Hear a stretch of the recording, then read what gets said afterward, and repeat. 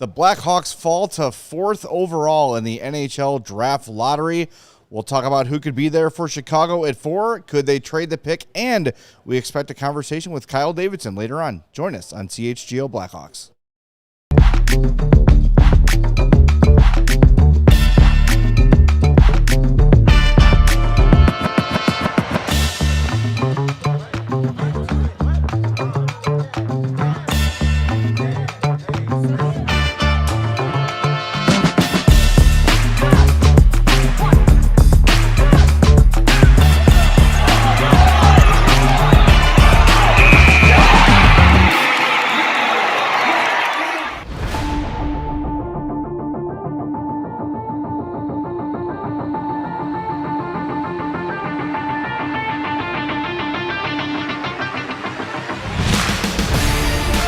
Welcome into the CHGO Blackhawks podcast presented by Bet365, where winning is everything. Download the Bet365 app and use our code CHGO365. When you sign up, we are coming at you live from the Xfinity Loft moments after the NHL Draft lottery wraps up. The Hawks will be picking 4th. The Toronto Maple Leafs jump up and win the NHL Draft lottery. Number 2 goes to San Jose, which is everyone's worst nightmare. Number 3, Vancouver, and number 4, Chicago. So here we are. That's where we're at. I'm Jay Zawaski. That's Greg Boysen. That's Mario Tirabassi. Chloe is here running the show as always. Steven is here helping out as well. Do us a favor. Hit that like button for us. Be sure to subscribe to our YouTube page as well. And if you're listening later on the podcast, make sure you are following or subscribed on your favorite podcast app. All right, number 4, initial reaction. Greg, go. I mean, it's the least excitable outcome, but also it was the most likely of the 4. So can't exactly say you're disappointed when this was probably the thing that was going to happen most of the time. Sure. Sure. I mean, like you go from debating, hey, do we get McKenna or Stenberg to now, all right, do you pick a defenseman? Do you pick a forward? Do you shop the pick to see what is out there? There's a million different options. You keep the pick, you're still going to get a really good prospect, either up front or, you take one of the defensemen. You still get a shot at the second best defenseman, which, who knows? Or top defenseman. Exactly. It could be the top defenseman on your board, depending on who goes 3 or 2, whoever, goes ahead of them. Obviously McKenna and Stenberg will be gone. If either of those guys are up there, something really goofy happened, and Kyle Davidson needs to sprint at full speed to the podium and get the pick in. So, you wait and see what happens, and you go from there. You take the best player that's on your board when it gets to your pick, if you end up making that pick. Yeah, I think as we've been saying, like, you guaranteeing a top 4 pick, you're guaranteeing a guy that is going to be an impact player. The top 2 pick basically guaranteed an impact player immediately. Anybody outside of McKenna and Stenberg, I think it's a fair assessment to say they're a year away, picking 3 or 4. Most of these guys are either going to go to college or maybe play another year overseas, depending on who it is. But I think as you look at what not only the Blackhawks landing at 4, but Toronto winning, tonight really changed kind of the complexion of what the offseason could look like. Because as you kind of said, Jay, on the live stream that we just completed, all of that, like trading Matthew Nyes and trading Austin Matthews and all that chatter, probably all changed. I think completely changes. Yeah. Not only did they change their leadership in Toronto, but now they've got their pick of McKenna or Stenberg. It's as an immediate impact and an addition to their team next season that they probably didn't expect. So I think that change, as we've talked about Matthew Nyes as like a quote-unquote realistic target for the Blackhawks, I would be surprised if he's even in trade talks anymore. I mean, if you're looking for a way to fix what ails the Leafs, getting the top overall pick is going to go a long way in that regard. It's, right. It's Gavin McKenna or Stenberg, whoever they pick, is better than anybody that's available on the free agent market this summer. as far as being an impact top 6 player. Yeah. Like Yes. the there's best no one forward close. that's Unless Alex Tuck immediately actually gets to free agency, which I doubt. But even happens. then, but yeah. then Alex Tuck will be better for maybe 2-3 years, but Or long term, one, yeah. So it definitely changed. That just changed their whole direction. They went from, do we tear it down, to nope, window's still Nope. open. Yeah. We're gonna run it back again. Yeah. And we're gonna be here in 3 years with another new GM and having the same conversations. So, maybe it's a good thing for the Maple Leafs to get number 1 overall, but does that just delay? It might delay the the inevitable. Yeah. But if you get a Gavin McKenna or Stenberg, and those guys become the player that everybody thinks they're going to be, that just extends your competitiveness, and Yeah. But yeah, that definitely, you can forget the Matthew Knies so. stuff. Yeah. I don't think that was really going to come to fruition anyway with a new general manager. Even if they were going to rebuild or retool, I mean, that's the guy that you would want to keep, I would think. Yeah. But definitely not going to happen now. Let's tinfoil hat this. All right. Like our chat. Sure, why not? Toronto gets the top overall pick. You know who's from Toronto? Caleb Malhotra. Immediately for your fire hometown. John Chaika if he does that. You know what the San Jose Sharks really need in their prospect system? Defenseman. A defenseman, maybe Chase Reed. You know who Vancouver is from Vancouver? Gavin McKenna. Blackhawks could absolutely still get Ivar Stenberg, guys. It's all hope is not lost. Yes, it is. Yeah, I would if I'm Matt Sundin and John Chaika comes to me and says we're taking Caleb Malhotra, I'm cross-checking his head off of his shoulders. You're fired on the spot. Like what? One of the computers that isn't on tells him to make that pick. Did I see something that the Leafs are going to potentially bring Ty Domi in as part of like an advisor? That would work. Maybe that's Sure. Ty Domi's job. Is to stand next to John Chaika at the draft, Punch him in the and head. just stare at him, Cross-check him. and look at the card before he reads it. Maybe. Okay, you can read it. Maybe. And if it says anything aside from McKenna or Stenberg on there, Ty Domi goes in Ty Domi mode and fixes the pick. Maybe. Maybe that's the job, Yeah. and probably worth it. No, let's be real. The realistic scenario is it's McKenna, Stenberg 1 and 2 in whichever order you want. Look, I may have just made a joke, but also San Jose could go defense. I could see that. That could. Like, they definitely need defense. That's what they need. Yeah. They have Celebrini, they have Smith, they have Misa. Your best defenseman is Sam Dickinson, who very young, very green, but rough year last year. Yeah. But still a lot of potential. Okay, Very but we're having Lev let's be real here though. Teams around the league are looking at the Hawks the same way.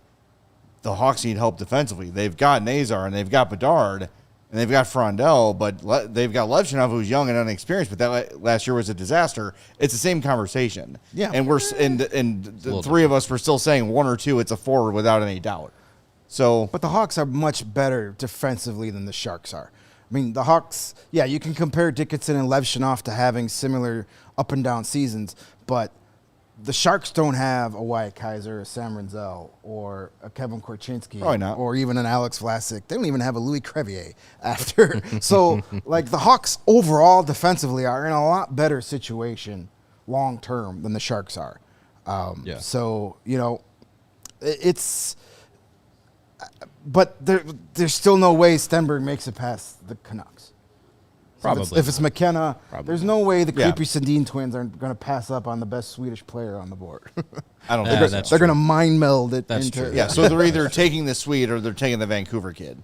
Right. Like, McKenna will go number 1. Canadian kid, all that stuff. Get him in there, fine. Sharks are where the draft really begins, because I don't think Stenberg is a guarantee. Because it's the Sharks, yes. Yes, exactly. Like, Yeah. I don't think, if they have Chase Reed or Keaton Vierhoff rated higher than Stenberg, they're probably going to take him. Yeah, yeah. But we'll see.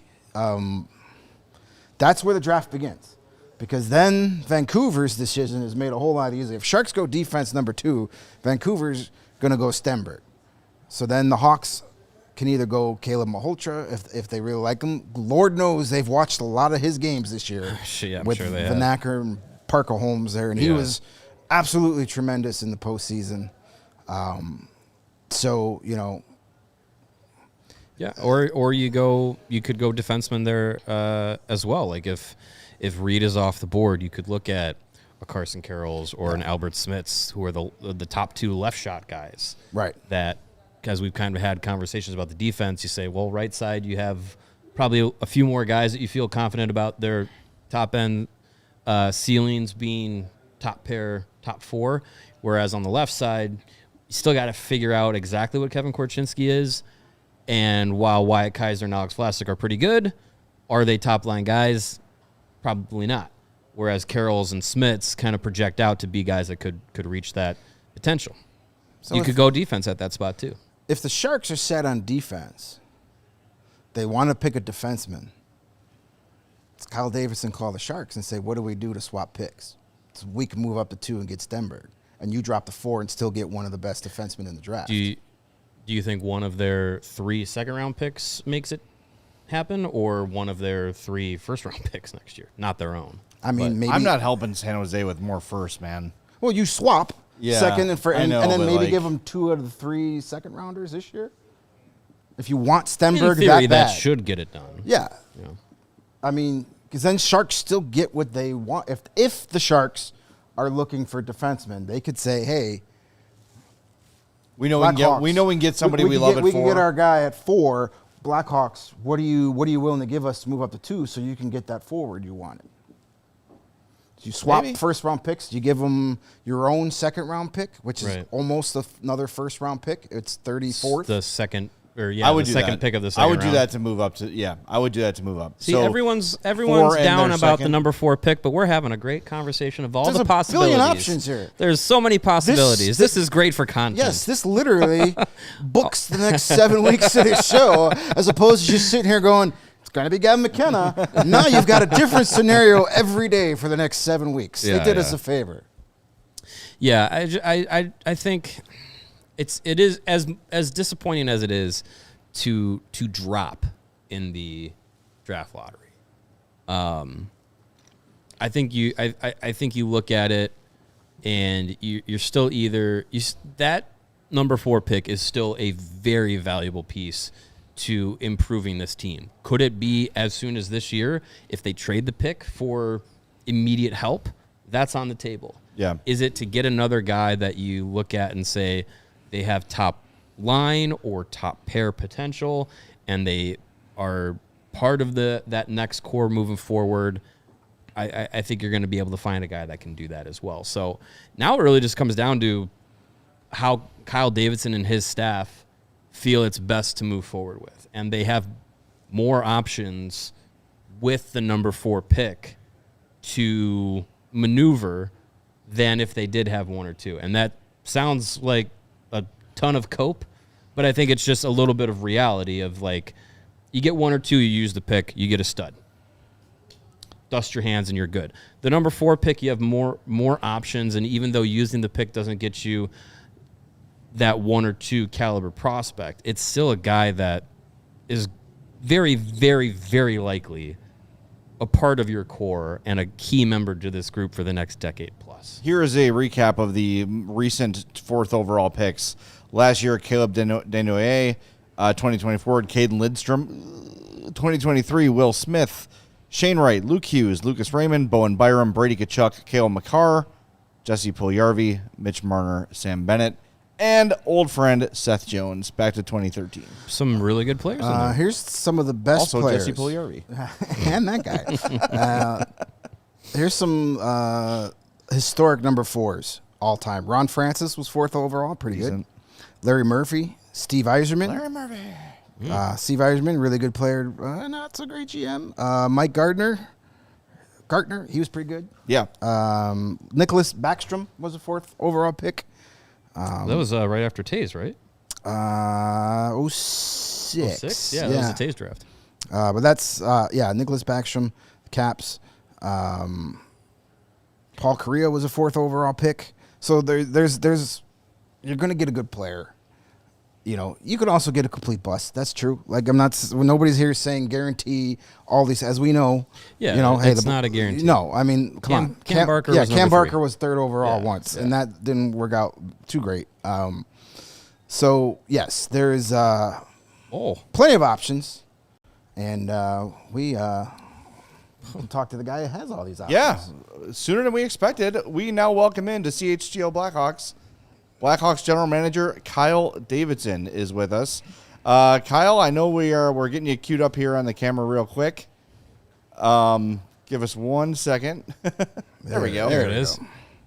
Can you hear us? There we all right? go. Yeah, Perfect. I can hear you and see you. Perfect. And the best part is you're centered this year. In 2023, you were way up. There you go. You're good. Exactly. Right there. Well, I know it was probably not the outcome you were dreaming of, but as we've been discussing for the last 15 minutes or so, this pick, number 4, gives you a lot of opportunities and a lot of flexibility in the draft. What's your initial reaction to getting number 4? Yeah, I think odds were that we were going to pick 3 or 4 by a wide margin from a percentage standpoint. And so that's sort of what you go into it expecting, and that's what it happened. Now we've picked 1, 2, 3, and 4. So, we've completed that quartet now. We're going to get a great player. That's the bottom line. But it does give us flexibility, right? Is there potential to move up? Is there potential to move back? Can you move the pick? We're open to anything. And, but first and foremost, we're going to build our list, build our board, and get the opinion from our scouts to understand where they're at with these players, and see what we think of this top 4. And honestly, this year, I know a lot of the public discourse has put some tiers into the top of the draft, but I can tell you with full honesty that there's been points in the season when some people in our group have had 4 or 5 different guys up around that top spot. And so this I think could be a unpredictable draft, but we'll build our board according to how we see the world, and others will build it according to how they see the world, and we'll go from there and see how the chips fall in late June. I know we've had a lot of focus on tonight's lotto, but you guys and your staff have been working hard all season long, all year long. What are your overall thoughts on the draft class as an entirety? Not just that 4th pick, but as a whole. What do you think the strengths are, for the 2nd round and beyond in this particular class? Yeah, I think my understanding is a little more at the top, and I'll admit, I don't want to give you some sham opinion that I'm totally up on the deep parts of this draft right now, but because that honestly comes over the next little while as we get into meetings, identify some of the later round prospects, and I dig into those people on my end. But I feel really strongly about the top 2-3 rounds of this draft and the players that are available. There's some really intriguing high upside players that I believe may be there in the 2nd round as well. And it's also positionally diverse. There's defense, there's forwards across the board, down into that 2nd and 3rd round range that we expect at this point anyways to be there, and some really exciting players that we'd love to get our hands on. And we do have the draft capital to move around as well. We had a couple 3 2nd-round picks, and so that's something that's there in our arsenal to use as we see fit. But I think it's certainly, from what I understand, and I don't want to speak on what I'm not totally current on yet, but those top 3 rounds in that top 90 to 100 is quite strong in my opinion.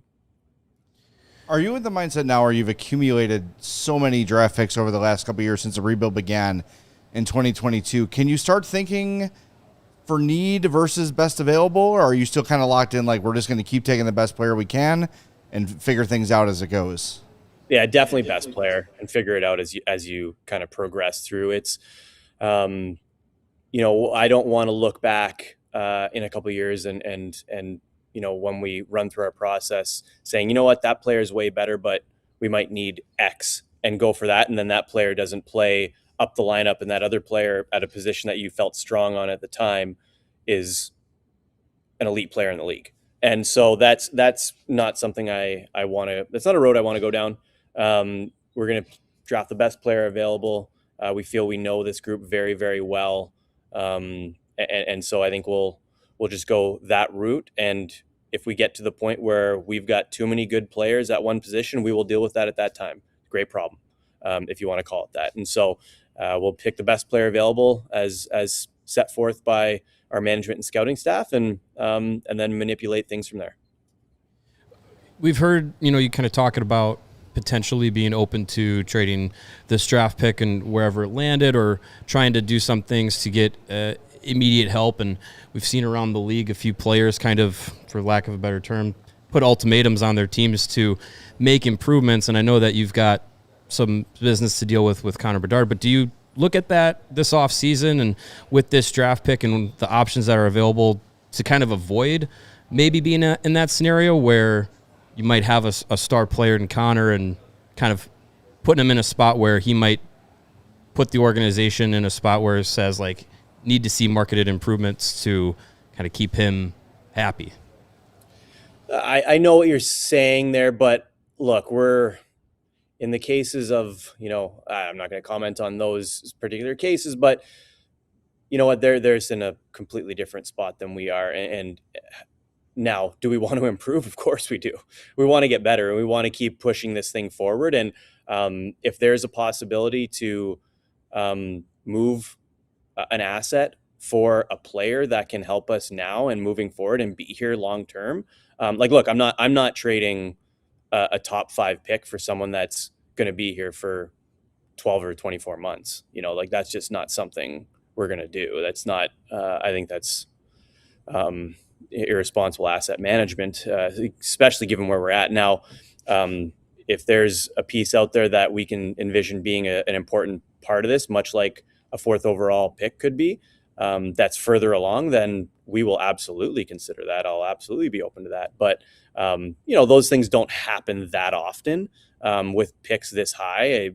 I honestly don't really recall the last time that's happened. It's probably a long time ago, for a reason, just because those are hard deals to make, right? And one, those players don't move, and then those draft picks also don't necessarily move very often. And so, but that doesn't mean you don't explore. It doesn't mean you don't check in on what could be. And, you get a lot of no's along the way when you do that, but that's part of the job. And so, whether it's checking out the options, on the market for something like this, that's something we will explore. It's something we've explored in the past. And nothing's certainly risen to the level of making anything close to realistic sense. But it doesn't mean you rule it out as not making sense this time. So it's something we will do and we'll check into, but all the while in parallel, making sure that if we're standing there with the 4th overall pick at the end of June, that we're getting the best player on the board.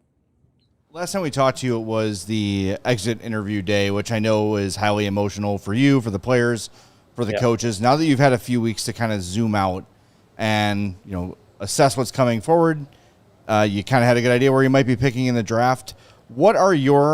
Have you kind of established any expectations for next year? I know you can't predict health, you can't predict those things, but if everything kind of goes the way you think it will be, and if people stay healthy, is there kind of a number you've set in terms of points or somewhere in the standings that you've got envisioned for a goal for next season?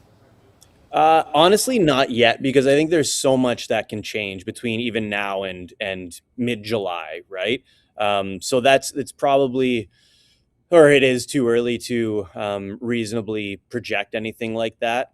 I want to get a sense of, as you check in with even just our younger players, where they're at, how their training is going, what happening there. But also, I don't know what our roster is going to look like. We're going to explore what's out there and see if there's anything that we can add to help the group. If not, then we have to, build out what it looks like for our young players and how much improvement is there to be had. And so that's something that will inform our expectations on the season at that time. But there's just a lot that is to come in the next couple months before we really realistically project what next season can look like. It's, May 5th, we're just starting the second round of the playoffs, and there's a whole heck of a lot that's still to come over the next 2 to 3 months.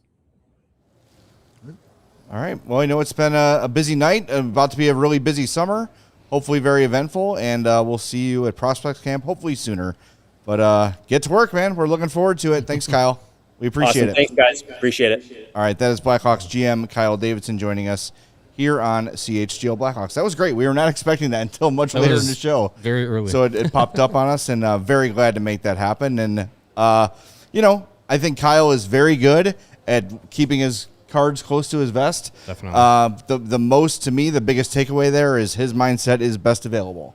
He's not going to say, well, you kind of look at things and you could use a left-handed defenseman, so I'm going to aim for that. No, he's going to, and I like what he said too, is I don't want to look up in 2 or 3 years and say there was a better guy on the board and we missed him just because we wanted to draft for what we thought we needed. I think that is sound drafting. Sure. There's too many good forwards. Great. Now make a trade, right? Too much talent seems like a really good problem to have. Yeah, you figure it out as you go along. Yeah, you can't have too many good players, regardless of position. That's a good philosophy to have. The scenarios are going to change 100 times between now and the draft. We'll discuss 100 different ways this can go down, I'm sure, between now and then. All right, we got to hit the break zone. We will get back to you in 2 minutes on CHGO Blackhawks. Our friends at Sunnyside are here to elevate your already elevated baseball season. Sunnyside is your home for judgment-free shopping. They've got a massive selection with over 100 different strains to choose from, with easy online ordering and in-store pickup wherever you are in this great state of Illinois. Sunnyside has a location for you as far south as Champaign and as far north as South Beloit, which is confusing, but trust us, it's accurate. City locations, drive down Clark Street. You'll pass 2. It's that simple. Stop in the store nearest you for expert guidance from their staff. You want to know the experience you are getting. You don't want to guess. It's not high school anymore. Get a curated experience the way you want it. Only the best under the sun from our friends at Sunnyside, including 50% off your first 3 online purchases with our code HICHGO at checkout. Sunnyside Dispensary, only the best under the sun. Only for 21 plus or Illinois MedCard holders. Jay, how many beefs are you up to this month? Do you really want to know? Sure. Are you going for the championship? If yesterday's counted as full beefs, I've had 4 this month. All right, you're almost to 5, Yeah. and that's when rewards points can start rolling in. Yep. From Bona Beef, because May is Beef Month, and they are celebrating the Bona World Beef Championship. You can eat or share as much beef as you possibly can during this month, and you're going to be a winner because all who reach the championship level of 50 beefs during the month of May will receive 61,400 bonus points and bonus rewards from Bona, good for any beef or any other item on their menu. Be the hero. Use the Bona app to order beefs for yourself, for your family, your friends, or your office mates, and get ready to play because bonus rewards start to accumulate once you've reached that magic number of 5 beefs in the month of May. More details at bona.com. That's BUONA.com. All right, we are back on CHGO Blackhawks. Thanks for being with us. Hey, we've got a lot of people liking or watching, and we really appreciate that, but please do us a favor and hit that like button. Keep in mind that the like button does not determine where the Hawks pick. So if you're mad about them picking 4th, we didn't do it. We wanted number 1 really, really bad. Every like gets the Blackhawks closer to picking the player that you want them to pick. Yes, and trading for the guy you want. Yes, that too. And firing the person you want fired. Whoever that may be. That's right. Yes. So hit that like button. Yeah. We have our first post-draft lottery mock draft. Oh, thank God. From our good pals, Stephen Ellis at the Daily All right, I like Face Steven, so Off, that's cool. friend of the program. Number 1 and number 2, to Toronto, Gavin McKenna. To San Jose, Ivar Stenberg. Number 3, Vancouver Canucks. He has them taking Caleb Malhotra. With the Blackhawks going with the consensus top defenseman, Chase Reed, at number 4, right-handed shot from the Sioux Greyhounds. I'm fine with that. It doesn't. Sure, Again, let's remember this. Last year, when the Hawks picked third, everyone's like, oh, man, this draft starts at 3. And it'd be really cool to have Misa. Or really cool to have Schaefer. But, man, it's not happening. So I guess you take Frondell. And I get, all right, You're talking Frondell and Desnoyers next best available. And yeah. yes, he's not the most exciting pick, but, like, who would undo that pick now?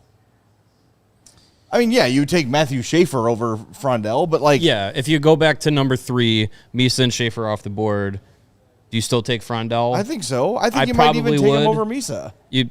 Well, maybe. Depends, not throwing that... possibility out, but yeah, I mean, I look back at how this year has gone, and really the only other guy besides Frondell after Schaefer and Misa are gone that I'm saying maybe I think of differently is Porter Martone.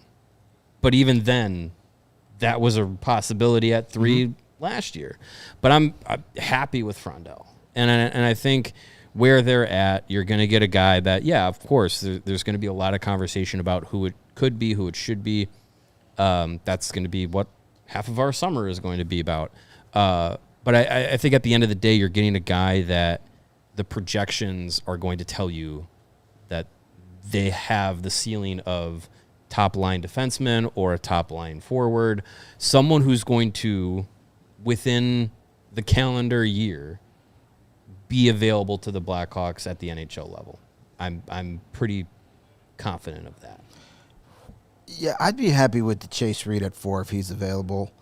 I like Carson Carroll's a lot, too. Yeah. But I think Reed is a little more complete at this point. I mean, Carroll's brings you, like, the offense and the physicality. He's probably the most physical of all those guys. Mm-hmm. But I think Reed is the more complete package. Reed is really good at 5-on-5 as well as the power play, which is good. And here's something that may also be attractive if it comes down. If Reed is available, that might have the Blackhawks thinking, oh, okay, he's committed to Michigan State next year.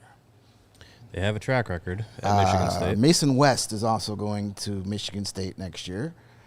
And Jared Nightingale's Rockford Ice Hogs head coach brother is the head coach at Michigan State. Right. So not saying that should, like, sway you to pick a guy, but it doesn't hurt. I mean, if we're going to make the case that they just take Malhotra because he's on Brantford, well, might as well make the same case with Reed. But apparently he's going to Vancouver, where his dad Manny spent a lot of his career. And I believe he played there. Is he part of their front office? Hey, the Hawks passed on Gabe Perreault, and they had Yannick on the payroll. And they're still paying for that. Yeah. Where's the Gabe Perreault weirdo in our chat? We need one of those. We got the Alex Turcotte guy in our we have a weirdo for every other player they've passed on. Why don't we get the Gabe Perreault guy? Absolutely. Wasn't Perreault after Oliver Moore? No, I think he went right before. He went right before. We were hoping he was going to fall, I think, and then he got picked right before. Well, he was trying to trade up so he could pass him anyway. Well, skip him anyway. He really wanted Oliver Moore. You passed up Gabe Perreault to take Connor Bedard. What a bum. Manny Malhotra is currently the Abbotsford Canucks head coach. Oh, well, there you go. So he will coach his son. They're totally taking Caleb Malhotra then. Yeah. So the Hawks are going to have whatever defenseman they want. Yeah, it feels that way. I would be really happy with Malhotra, but I know Davidson said best pick, and that is the most sound thing, but I don't know. I think it's if those 3 forwards go off the board, it's gonna be a defenseman. If it's best player. Oh yeah, I don't think there's any. I think the only other forward in the conversation is Malhotra, if he's there at 4 of the top 4. Yeah. I think beyond exactly. I think if it's not Malhotra, McKenna, or Stenberg, it will definitely be a defenseman. Yeah. Which, okay, I'm good with that. We just said they could use a little bit more help defensively. That's completely fine. And if it is Chase Reed, who's a right shot guy, and you have Levshinov and you have Renzel, both guys that I feel comfortable saying at least top 4 potential, if not maybe a little bit more, then you have 3 guys that you could say are all top 4 potential right shot D-men, that's a good problem to have. If Sam Renzel is your third pair right shot defenseman, you're doing okay on that side. Yeah. And you still got Louis Crevier in the fold as well. You can figure things out from there. It's again, all these things are good problems to have. It'd just be nice to have a little bit harder problems. Sure. That you could add with one or two. All right, we got to hit the break zone again. We're a little bit off kilter schedule-wise because of Kyle Davidson, and that's okay. We forgive him because he was centered this time. Yes. And that's what matters. Hey, we're all baby learning. steps. He's developed since 2023. Yes, We've developed since He's gotten more 2023. natural on the Zoom camera, there you which go. we appreciate. All right, back in 2 minutes on CHGO Blackhawks. Mother's Day is May 10th. That is next Sunday. Get your act together. Get a gift bought. And how about instead of flowers or instead of some chocolate, these things they're very nice, but they go away after a short amount of time. Get an Aura frame. It'll be with you forever. Upload your photos. Free unlimited storage. You can upload and preload the photos before it even ships. You can have a personalized message on the frame when it arrives. If you want to win Mother's Day, get an Aura frame. You get a gift box included. It was named #1 by Wirecutter. And for a limited time, you can get $25 off their best-selling Carver matte frame with code CHGO. That's AURA frames.com, promo code CHGO. Get this. Be the hero on Mother's Day. Don't be a bum. Support the show by mentioning us at checkout. Terms and conditions apply. Wise man once said, "Don't be a fool and treat your mother right." That's right. Right? We're all looking for ways to stand out at work, whether it's getting the right Mother's Day gift or saving your company money. What if I told you that there's an easy way to do that in the hundreds of thousands of dollars? All you got to do is sign up for a free facility assessment from ComEd. Their engineers will give you free insights and actions that could help save your business on energy costs. Basically, they'll create a plan to help you stand out and your business save for free. All you got to do is visit ComEd.com/facility assessment to learn more. Again, that's ComEd.com/facility assessment. Actual savings will vary based on customers' usage and rate. It's a good thing. Save your company some money, and hey, maybe it might go into your pocket. Yeah, get free beefs that day. All right, we're back on CHGO Blackhawks. Keep those likes coming. We appreciate those. We got some super chats to get to. This one from N-PW6th. All right. It says, do you think they are rioting in Vancouver after taking default to third and having Gary hand Toronto the first overall pick? Followed by laughter. Here's something from Big Head Hockey on Twitter. The Vancouver Canucks draft lottery luck since they were last competitive. 2014, they had a 6.2% chance to win. They lost, pick 6th. 2016, 48.4% chance, lost, pick 5. 2017, 69.3% chance to move up. They lost, picked 5th. 2018, 39.6% chance to move up. They lost, pick 7th. That was 2018. 2019, 64.8% chance to move up. They lost, pick 10th. 21, 11.1% chance to move up. They lost, pick 9th. 2022, they picked 15th. 2023, they picked 11th. 2025, they picked 15th. 44.3% chance to win this draft lottery. They lost and picked 3rd. By their math, that is a 98.5% chance that they would have at least won one lottery across their last 10 entries.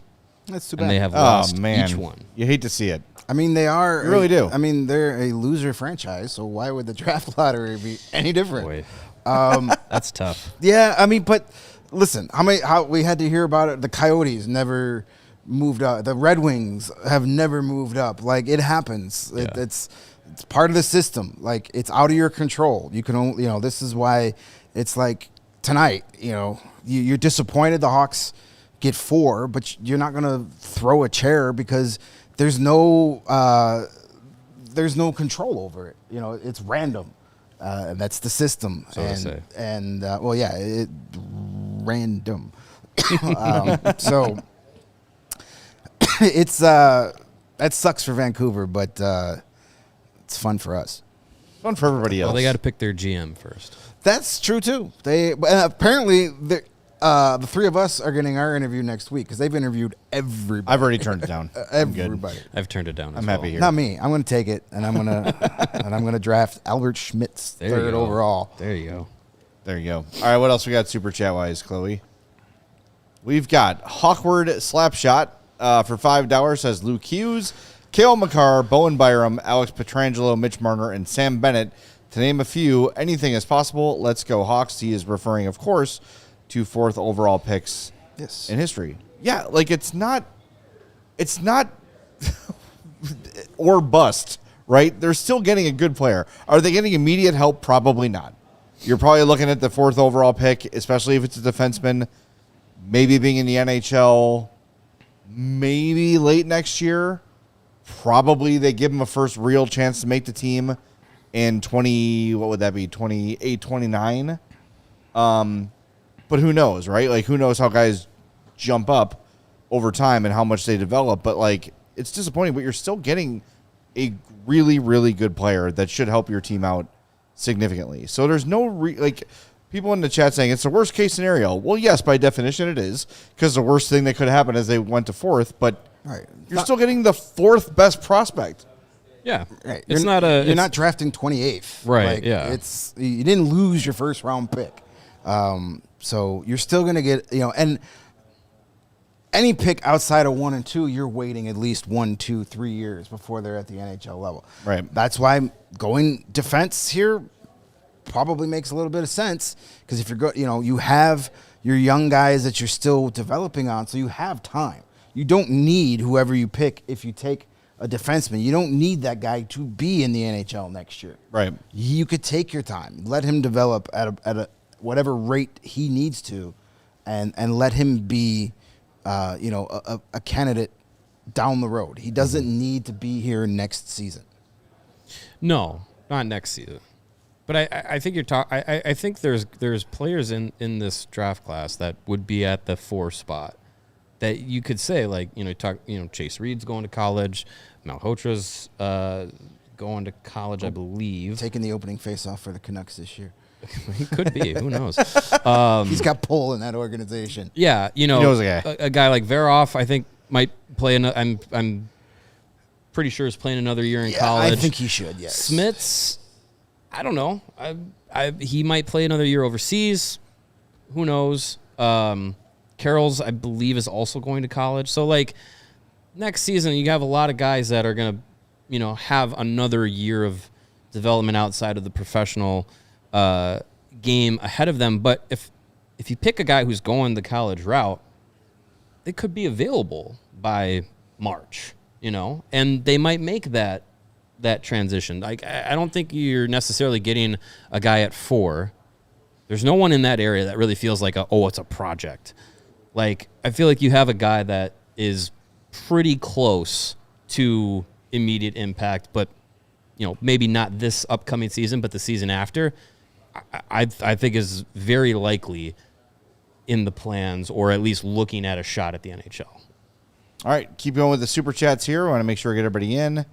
TJ for $5 says, unless Sundin and Domi stuff the AI guy in a locker room before the draft, ChatGPT is picking 1st overall. Hey, I am here for Toronto doing something really stupid with that pick. I'm all for it. Yes. I'm all for it. They could. They probably won't. I don't even think they can galaxy brain this one. You wouldn't think. Your first pick as a new GM. I think even ChatGPT knows about Gavin McKenna. Should we ask? You probably. Could. He's probably got his own login on the website. Who should the Leafs take 1st overall? And the answer is Matt Sedin. Gavin McKenna or Ivar Stenberg? See? See? Oh, yeah. ChatGPT says McKenna's the pick. He's the higher end talent, elite offensive ceiling, blah, blah, blah. Well, there you go. For the Leafs specifically, even with their current core, you don't overthink it. Well, ChatGPT has spoken for the Leafs. There you go. All right. McLovin, $5. Matt Sundin is Swedish and follows the Swedish league. Toronto is 100% going Stenberg first overall. That's not what ChatGPT If there's just anyone said. Matt has a scouting report on, it's Ivar. I hope he's got more You never than know. just Swedish players on his resume. But once again, we're talking about the Leafs. I mean, it's a pretty good Swedish player to have at the top of your list. Who knows? It's not McKenna is not the slam dunk number one that Celebrini and Bedard was. It's still, even number one is still open for discussion. Lebowski 55 for $5 says, is this the first time in NHL history where a team drafts in consecutive years, first, second, third, and fourth? Yes, it is. I know this because I found a Yahoo article from last year about has the team ever picked first, second, and third in the NHL draft lottery before? And the answer then was also no. All right. So it has to Make- be in the theory, first time. Making Yes. history. There you go. There you These go. Blackhawks. And before we hit the break zone, Paul T says for $5, hey guys, do you think Kancherov will sign / will the Hawks improve the roster for next season regardless of this draft pick? Lots of draft capital. Yes, I think that Kancherov is signing, and I do think that they intend to improve the roster. Scott Powers said that Kyle Davidson anticipates talking with Roman Kanserov and his agent in the coming weeks to discuss the possibility of signing for next season. Kanserov's KHL deal is not officially over through end of May until the end of this month. Right. Yeah. So he technically cannot negotiate till June 1st. I know he had said after the game, they're like, oh, I haven't made up my mind yet. And people started freaking out. Yeah. Dude just lost in the conference He's gotta finals. say that. He's not going to like sit there in front of his teammates and go, I'm out of here. Deuces. Like he's See not you going to later, do that. boners. Like he's no, I haven't. Listen, when Jeff Blashill starts mentioning him at the end of the season unprompted, Yes. I think it's a pretty good sign. Did He's Kyle in Davidson the plans not say for his this. name too? Didn't Davidson say Kancherov with us? Not, I don't think I think there was discussions about like I thought he said getting the in name. conversation with him. I don't remember him being like talking like Blashill was, where it was Right. like, oh yeah, he's kind of in the plans next year kind of thing. Yeah, Blashill mentioned him without Unless I'm being misremembering. asked specifically about him. All right, we got to hit the break zone. We'll be back in 2 minutes. Hit that like button. Dear Friday. That sounds good. Friday? That's not that far away. Toyota says, let's put some good times in gear with the Tundra, Tacoma, and 4Runner. You want some cool available features? They've got them at Toyota. Power tailgates to power your game days. And a trailer backup guide that's the champ of the ramp. You ever tried to back up a trailer? It's not fun. No. I I'm tried not it doing one it. time and they said, get out of the car. Please leave, sir. You're causing a ruckus. Yeah. With the camera, I could probably do it, It's easier. but no. Heck, it's going to be so great with your Toyota. They might even cancel Monday. Toyota trucks. Find yours, your Toyota truck, at toyota.com. Toyota, let's go places. And a reminder, you want to become a diehard? Do it. AllCHGO.com. Use our code HAWKS, $36 for the year. That is a great deal. Just like on Toyotas. Yes. What kind of dreams did you have when you were a kid? Did you dream of buying a Toyota? Did you dream of owning your own business? If the answer is yes to one or both of those, we've got the ad break for you. Woo-hoo. And Shopify is the e-commerce platform for you to get your business going in the right direction. It's the e-commerce platform behind millions of businesses around the world and 10% of all e-commerce in the U.S. Shopify even powers the CHGO merch store where you could find this very hat. Shopify has got you covered with website creation, product descriptions, email, and social media marketing, and so many more tools, including AI tools designed to help you maximize sales. So if you're ready to sell, you're ready for Shopify. Turn your big business idea into with Shopify on your side. Sign up for your $1 per month trial and start selling today at shopify.com/allcity. That's shopify.com/allcity.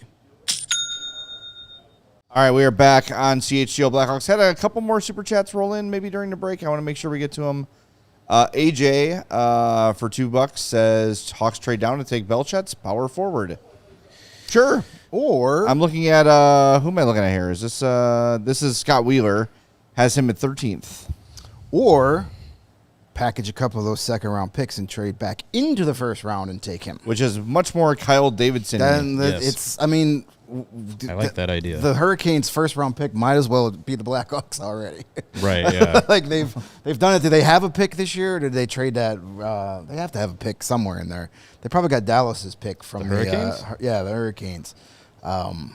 So They do have a first. yeah, but it might be 32nd overall. Hurricanes' first pick is currently listed as 30th. Yeah, they might have a really low pick, but listen, if that's a guy and he's in the 12, 15 range, somewhere in there, late teens, you trade up and get it. You've got plenty of capital. We've seen Kyle Davidson trade all his second round picks for another first round pick every year but one. Yep. Mm-hmm.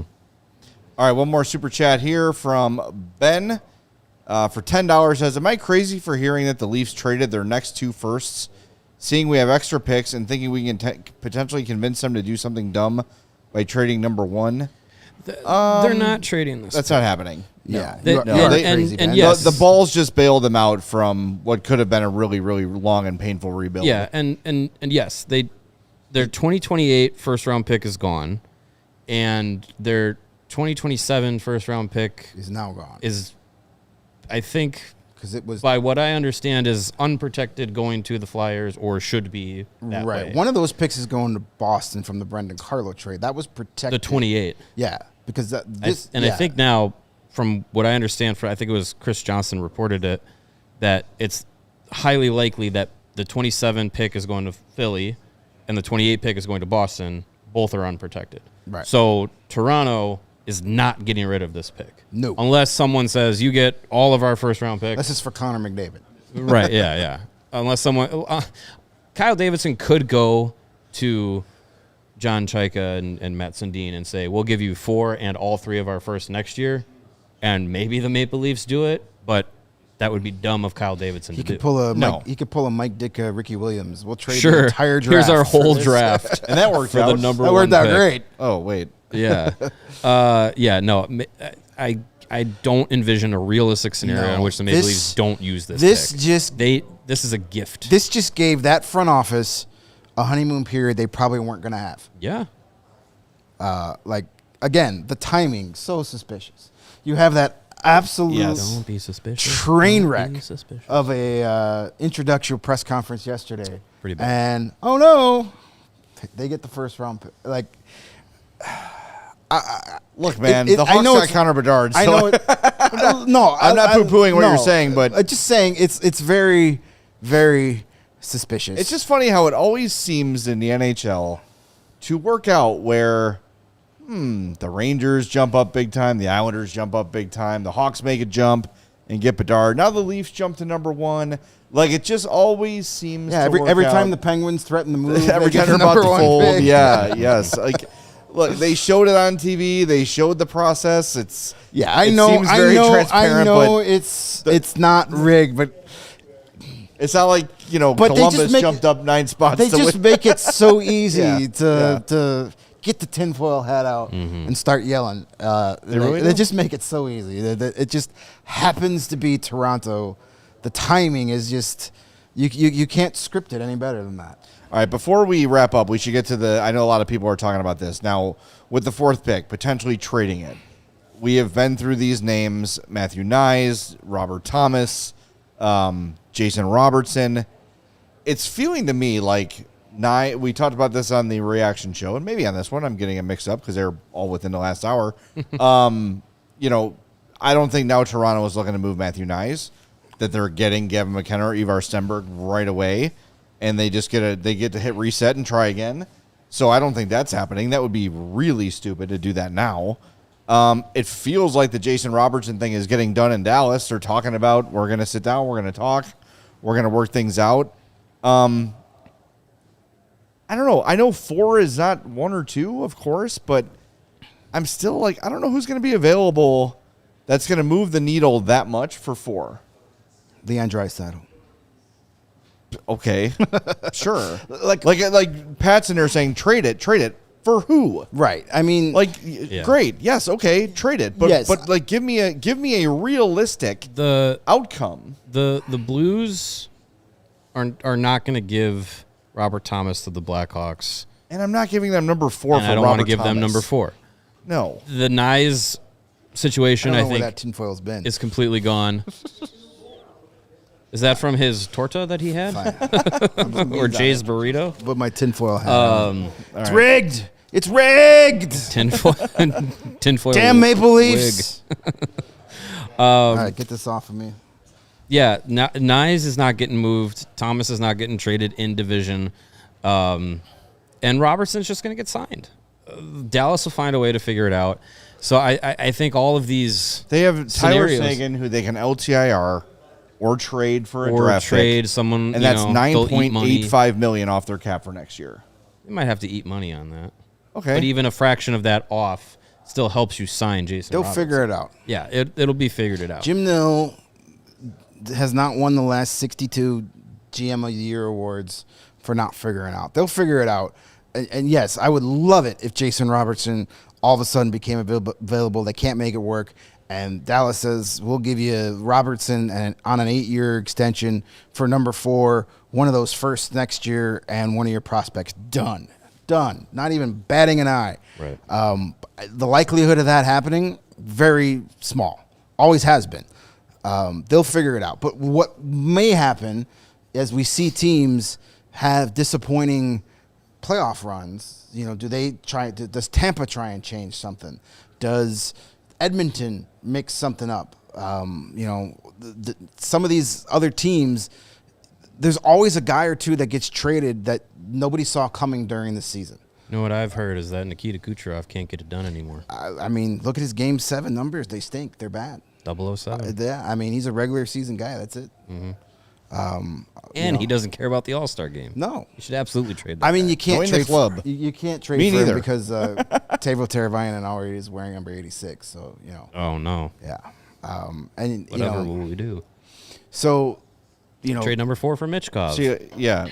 But see, now Philly is souring on Mitchkov. You want to give up number 4 for him? I'm not trading number 4 from Mitchkov. Yeah, on like, no planet. And am Dan I says if doing that. KD can't find a piece to trade for, then he's a failure. It's like You don't trade just to make trades. You really thought typing that then hitting send made sense? Like, Well, give me something again. It takes Everyone's like, trade it, and he's fired. It takes For 2 teams to make what? a trade. For what? Give me something specific. Again, everyone just says, Pat says, I refuse to believe McDavid is happy. They're not. Edmonton's not trading Connor McDavid for a draft pick. It's not happening. No. It's not. And if it is, it's number 1. And it's probably not McKenna or Stenberg. Yeah, Like, it's just not like, guys, let's be real. Like, yes, we all want the Hawks to get better, and they should explore every avenue that they can to get better. But it's just, you can't just force a trade. Well, and also, free agency is effectively dead as the way that we knew it.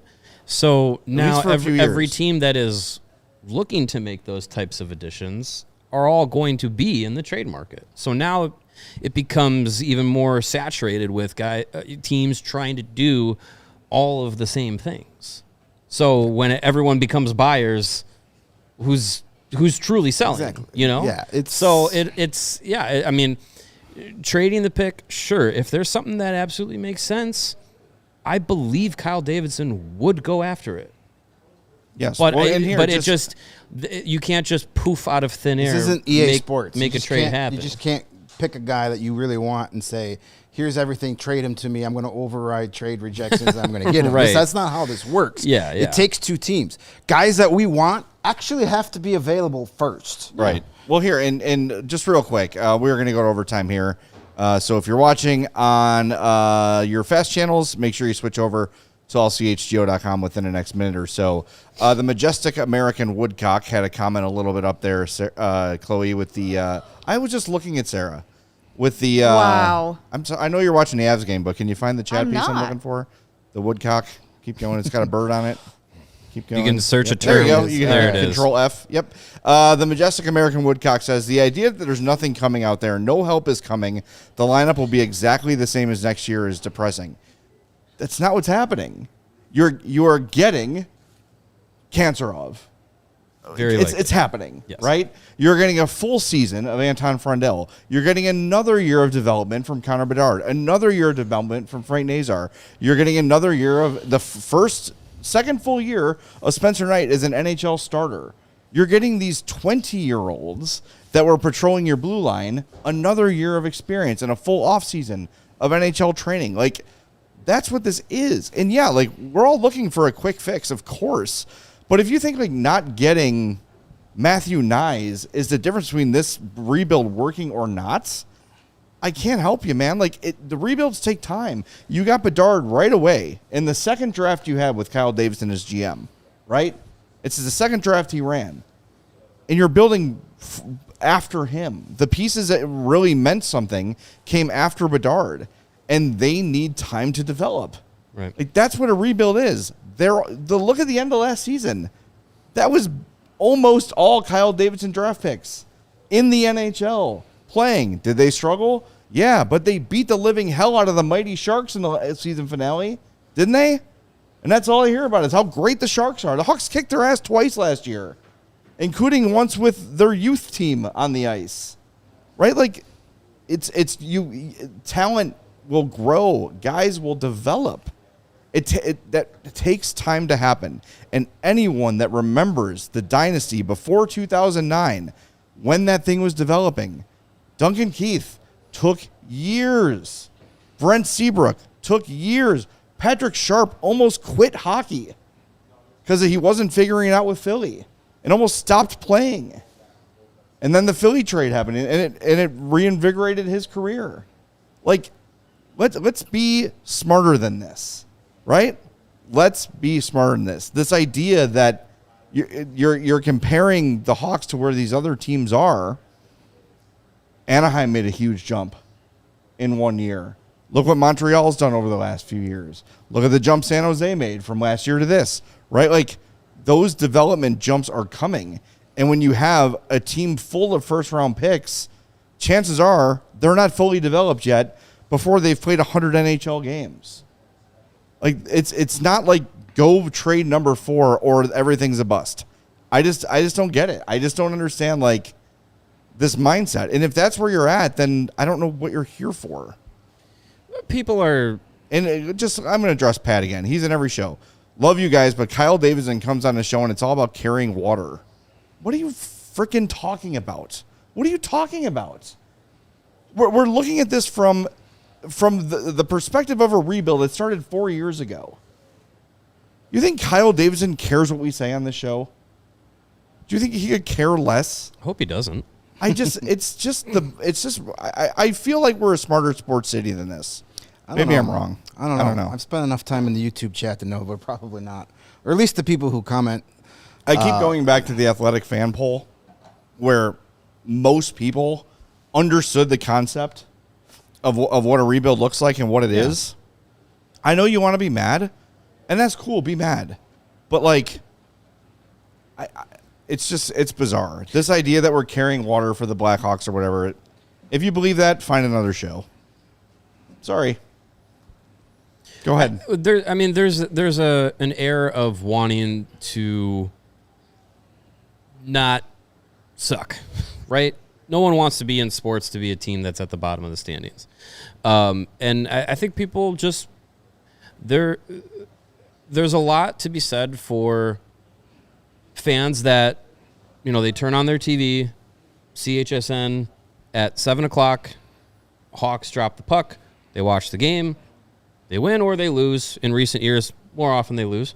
They turn the TV off and they're upset because what they watch is the team that lost. And I think, you might have people, there are definitely people who are super invested in the Blackhawks, know about all the prospects, and are still upset about what they're doing and where they're at.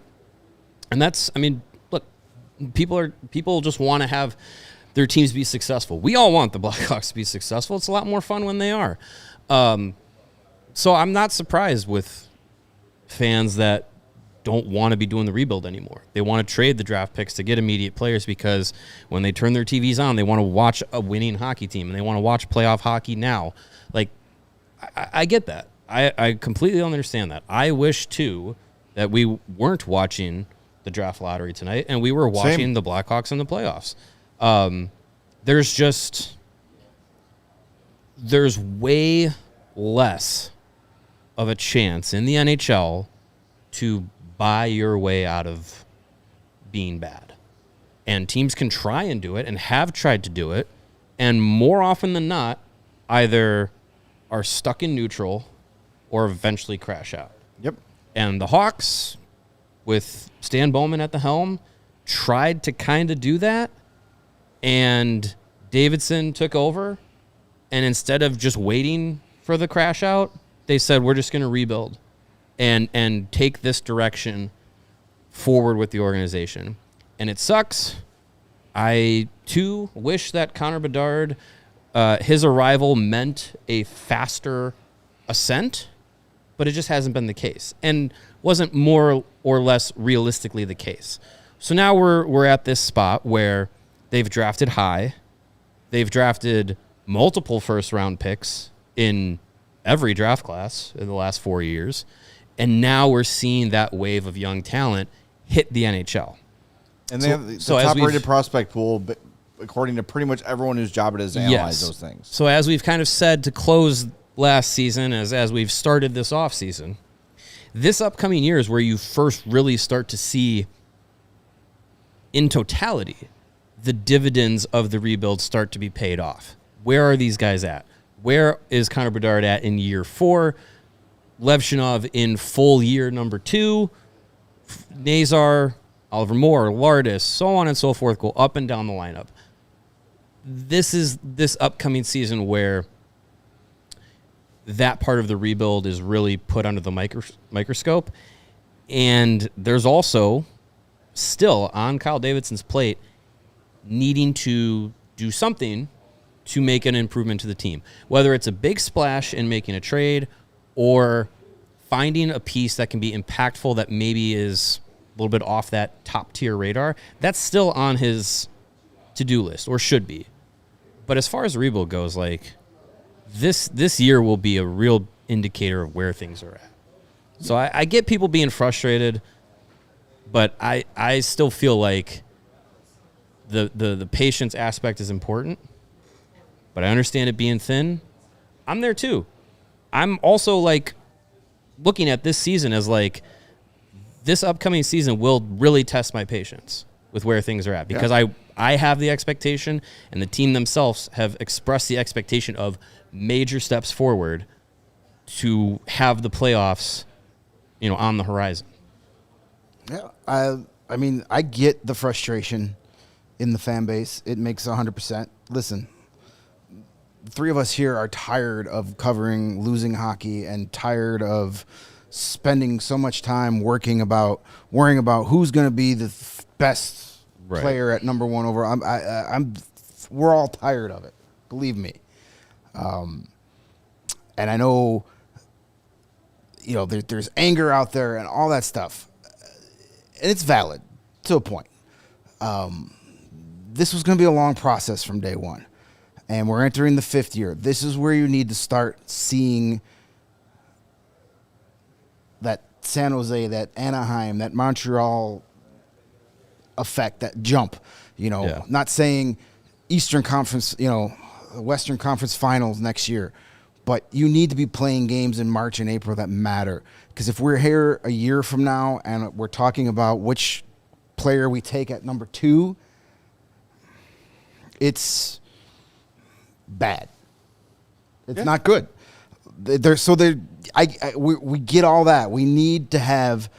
It is good to be frustrated. It's good to hold, the management accountable. But I've never questioned the vision that Kyle Davidson's had. He's been transparent since day one what this was going to be, how long it was going to take.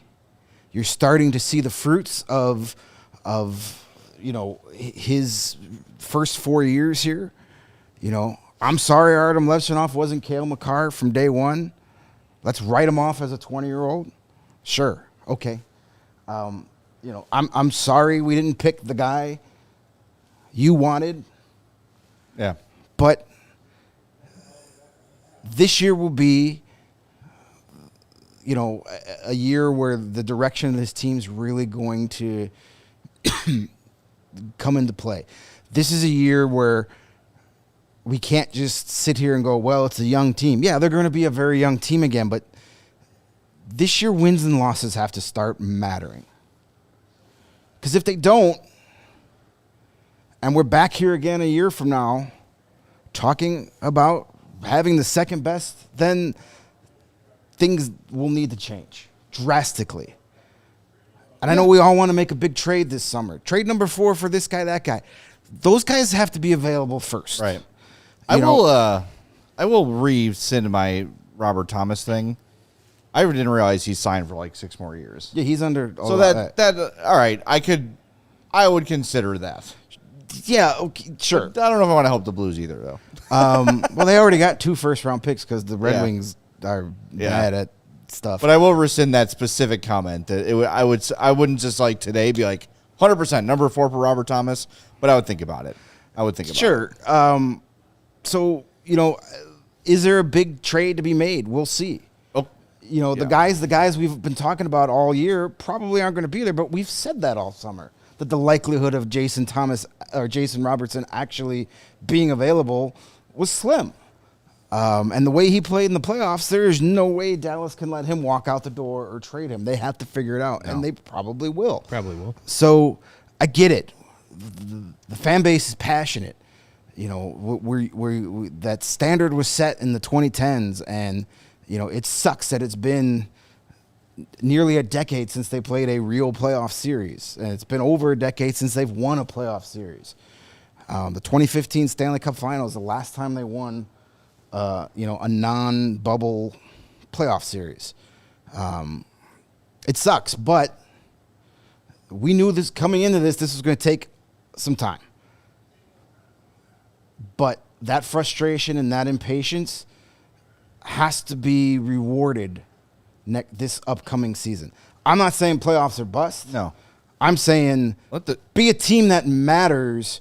Be a team that adds at the trade deadline instead of trading away a veteran again for another second-round draft pick. Be a team that has some excitement. Now, there's going to be a lot that goes into that. Staying healthy first and foremost, and that's hard to do. Having these kids that we're all depending on take that step at the same time, that's difficult to do too. But we saw progress throughout the year. Yes, the season ended poorly, and it kind of made people forget about some of the good things that did happen. They're going to come in fresh and see what happens. See what this roster looks like. We're at the draft lottery. Like, things can happen between now and then. Let's see what the roster looks like at training camp. Hopefully we have something to be excited about because, again, if we're in this spot again in 365 days, there will be no doubt that we're not carrying water for the Blackhawks. Yeah. And by the way, there's a comment up in the chat. I think it's from Z-Man Cubs. Came in not too long ago, Chloe. Keep going up. I'll stop you when I see it. Keep going. Getting close. We're getting there. This better be a good comment. There it is.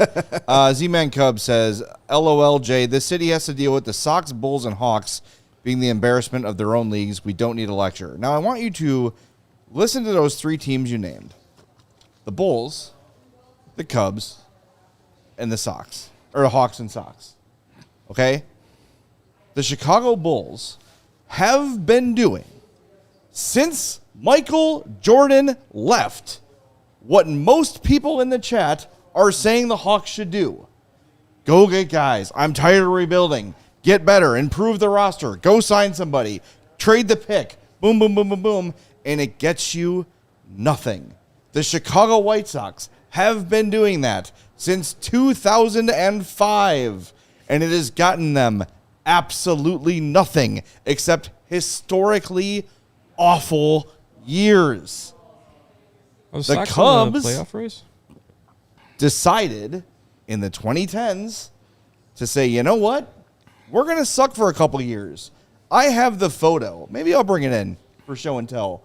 The day the Hawks brought this 2010 Stanley Cup to Wrigley Field for the Cubs and Sox crosstown game, The best Cubs player in 2010 was a pie-faced kid. Jeff Baker, was that his name? He was a catcher. Good old number 12. Now, who am I thinking of? Oh, damn it. So good you can't remember who he is. Yeah, he sucked. That was the point. He was number 12. Number 12? Yes. That was Jeff Baker, but he wasn't the best player on that team. Oh, this is going to drive me crazy. He was Giovanni a second Soto, baseman. Mike Derek- Fontenot. Derek Lee, Ryan No, not Theriot, Mike Ryan Fontenot. Theriot. Starlin It doesn't Castro, matter. The point is that Aramis they Ramirez, sucked. Alfonso Soriano, Marlon Bird, Yeah, Kosuke Alfonso Soriano Fukudome, worked Tyler well back Colvin, Xavier Natty, I'm thinking of Darwin Barney. Darwin No, Barney. Jeff Baker. I'm right. Second baseman. Blake DeWitt, Jeff Baker, the second baseman? No, I'm thinking of Darwin Barney. Mike Fontenot. Like, Darwin that was Barney, like the most front and center guy on that team. And then they drafted Wellington Javier Castillo, Baez Ryan and Dempsey. Chris Bryant and Wilson Contreras. And then when it was time to get good, they traded for Anthony Rizzo and they got Jake Arrieta and Pedro Strop. Like, they made a plan, established a plan, and executed it. The other two teams you mentioned about being the laughing stocks of their league is because they have done precisely what people want the Hawks to do. Right. And I know That's it. this isn't the same as the NFL, where you can get Caleb Williams and all of a sudden, things are looking up. Or you can go. You're not drafting guys who are 22. Right. And Drafting you're guys not, who are 18. when you draft in the NFL, you're drafting for you want 2-3 starters in year one. That doesn't happen in the NHL. Caleb Williams would be the oldest Blackhawks defenseman. Pretty close. Yeah. But it's just like it's so we've talked about this so long, and I get the frustration. Some people will never be happy, and fine. That's how you want to live your life. You do it. You do you. But like next year, this coming up season is the year where if we don't see significant improvement, then yes, it's time to really question what's going on here. But I saw enough progress out of the guys that are going to matter last season to be hopeful that they'll take that step next year. And hopefully a couple pieces are added to this team that helps them get to that next level. And, next year, hey, maybe a wild card spot. Who knows? Or at least you're in one of those spots where, the highest the Blackhawks can move up is third. And Right, yeah. something, be Missing in a the position missing where the you're playoffs, not, but you're where you're close. where you're not angry because the ping pong balls didn't drop your way. I don't want to do that anymore. I'm sure Kyle Davidson doesn't want to do that anymore. Nobody in the United Center wants to do that anymore. It's time to start focusing on the here and now, and that's going to start this offseason. It's May. Let's see what the roster looks like come September. And then we can sit here and make declarations about if this was a good offseason. Well, I think, too, like, as we wrap things up here, we look back at last season, and they did make a pretty significant jump in the standings. Yes, they still finished 31st out of 32 teams, but the point difference was there. You lost Bedard and Nazar for a month at the same time, and what we're learning this week with Connor Bedard not going to the Worlds is that's an injury he's still dealing with, right? So when he came back from the shoulder injury and wasn't quite the guy he was to start the season, he was still not 100% healthy. So now you're looking at, good Lord, year 4 of Connor Bedard next year, hopefully at 100% health when camp opens. Mm-hmm. And if he's another notch up from where he was to start this season, right? Like, that's what Blashill was sort of lamenting, that like heading towards a deadline and a little bit after, of like, man, had we not had those injuries, and yeah, are they excuses? Of course they are, but they're real. Those are the Florida Panthers. That's an excuse for the Panthers. They should have still won the Stanley Cup. I don't care that their best players were hurt all year. That's an excuse. It is an excuse, and it's valid, right? So the growth was there. We saw it. Now it's a matter of staying healthy and getting these guys developing at a reasonable, similar pace, and adding when the opportunity comes. We all know what needs to happen, but to panic because the Hawks are getting the 4th best player in the NHL draft is a little bit silly. That's all. Yeah, it's a reaction. Yeah. All right, we are going to do this again tomorrow. We'll be back tomorrow at 3 o'clock, as always, on CHGO Blackhawks. If you've not done it yet, please hit that like button. We have a nice square 300 likes, but we can go a little above that. We'd appreciate that. And why not share this episode with a friend who maybe is locked in on the draft lottery, hasn't heard of us yet? It would help us out big time. Let's get some more subscribers. Let's get some more likes here at CHGO Blackhawks ahead of the season. We'll talk to you tomorrow at 3. We all silly like the mayor.